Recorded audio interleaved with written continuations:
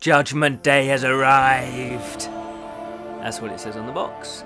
Yes, it's the Sacred Pool mini expansion for Talisman.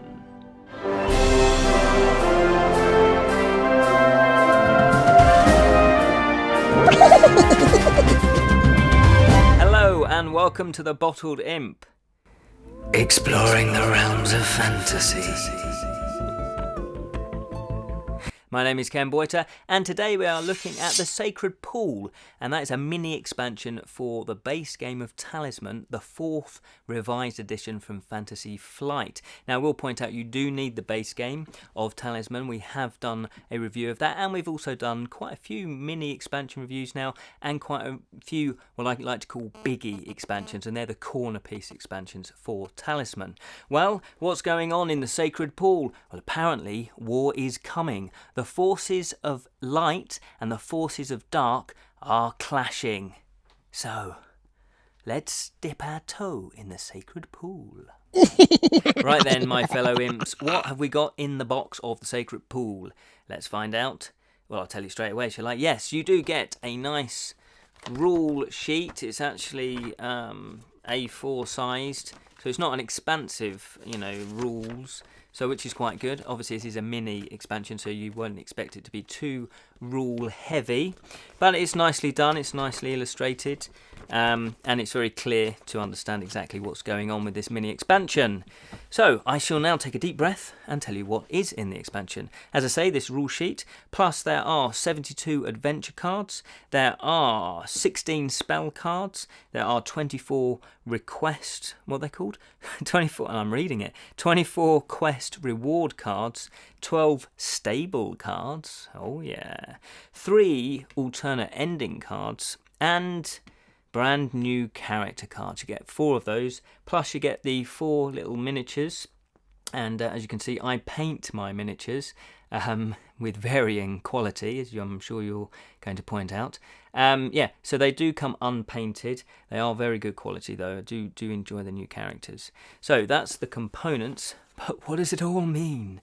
Well, what you do is you take the adventure cards. Now these are the new adventure cards that are very, very similar in style and obviously the same backing as the base game adventure cards, and you simply take all of these and you shuffle them into your base deck adventure pack.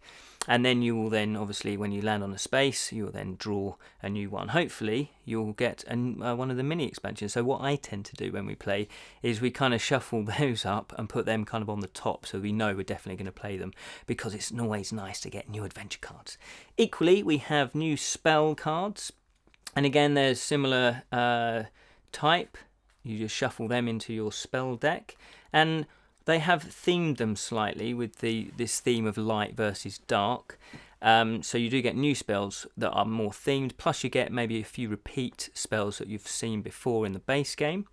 You also get, as I say, there's the quest, what are they called? Quest reward cards.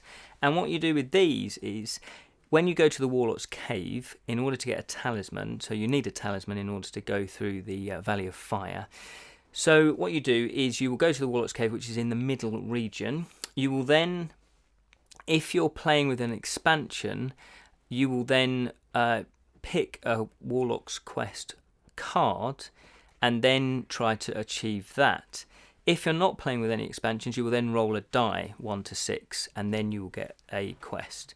But once you complete your quest, you will then, with this mini expansion, you get to choose, not to choose, but you randomly take the top one, and you then have this reward. Now these rewards, they're not, there's no pictures on them, it's all just text. So you've got the actual reward of what it is, and then a bit of flavour text, just to give you a bit of flavour, obviously. Now these rewards are pretty good, and they're some of them you do keep for a while, and you can then choose to use them when the situation occurs. Others might be a little bit more permanent effect, or you might use them straight away. So that's a nice little twist to, you don't have to get a talisman. So what you might do is you could go and do a Warlock's Cave quest, do that, get a talisman, because obviously you need a talisman. Then you might want to go back to get one of these rewards as opposed to getting a talisman. So normal rules apply that when you go back, you'll obviously be back at the Warlock's cave. Now, onto the stable cards. Oh yes, this is possibly my favourite of this expansion, simply because it's to do with horses. And as well as loving dragons, I love horses. Well, I don't know if I love them, they're alright. But in the game of Talisman, they're very crucial because your normal carrying capacity is 4 objects. But with a mule, oh yes, you can carry an extra 4. Now what you have to do though is you have to assign your objects to the mule. And once you lose the mule, I mean the mule might die or you might die and you lose all your the mule. But if you lose the mule, you'll have to lose those 4. You drop 4 objects obviously if you've got more than 4. So you get 3 of those. Pretty cool. The other one is the horse and cart, and that means you can actually have up to 8 extra objects. So again, worth having. There is also the riding horse, which means you can roll 2 die and add them together for your movement. So normally you just roll 1 die. So obviously you can move 12 spaces in one go. So that's pretty cool. And the last one, which is brilliant, is the Warhorse. And what you do is you add your starting, or your value, your starting craft to your strength in battle. So obviously what that means is it's your actual starting value. So for example, this cleric has a strength of 3 and a craft 4. Now what you would do is obviously you would add the craft onto your strength in battle. But if you had extra objects that gave you extra craft, you wouldn't count those extra craft. It would just be what's on your card here. Sometimes you can increase your starting value, but that's quite rare.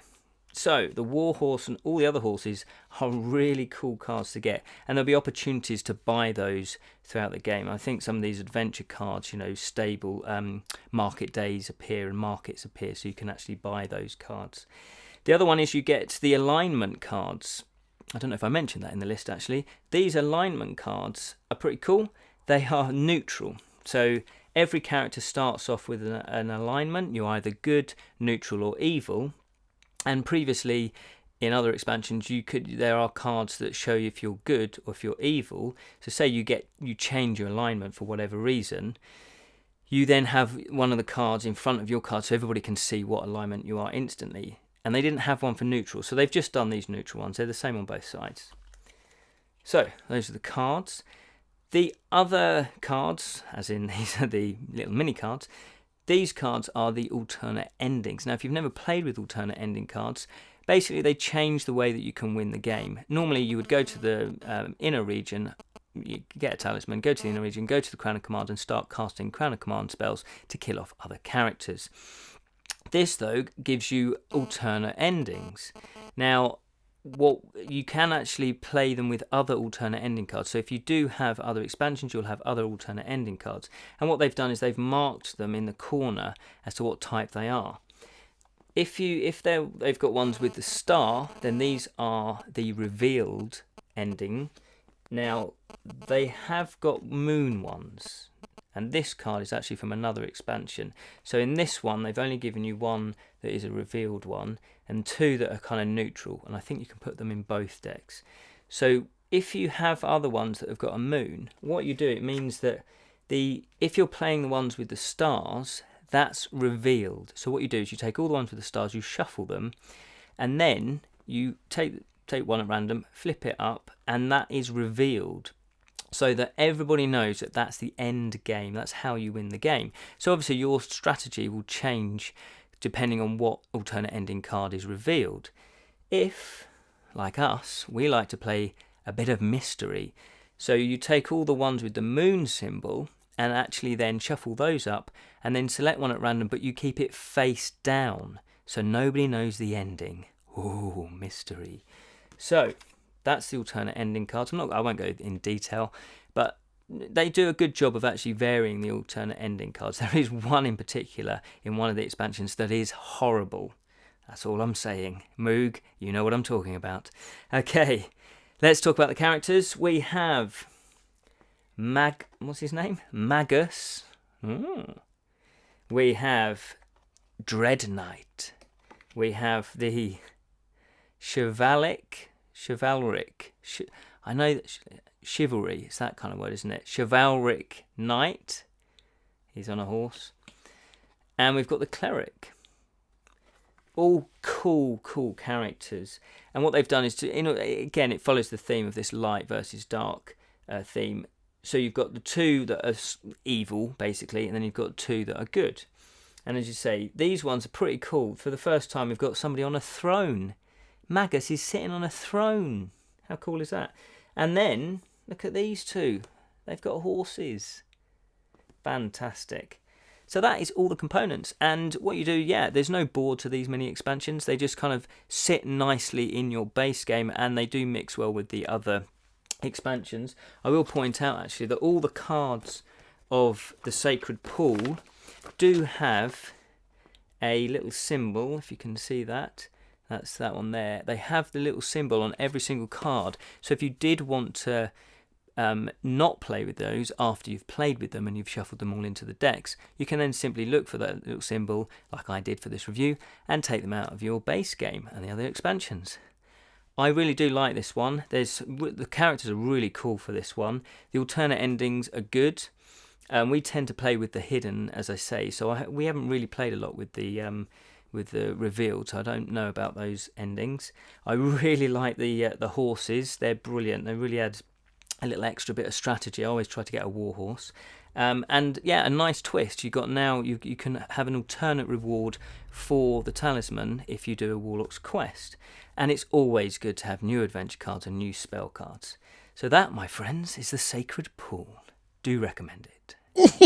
Hallelujah! That was the Sacred Pool mini expansion for Talisman, the base game. We have done other Talisman reviews, so check those out. We've done the base game plus quite a few other expansions. Thank you so much for watching. We really do appreciate you watching and leaving lovely comments on our YouTube pages, and also pages. Do you have a page for you? Well, I guess you do. And also Facebook and Twitter. So yeah, keep interacting with us, keep chatting. We like all that. So once again, fellow imps, thanks for watching. See you on the other side. On the dark side? On the light side? Which side? Not the back side. Sure. Oh no. Cut it there.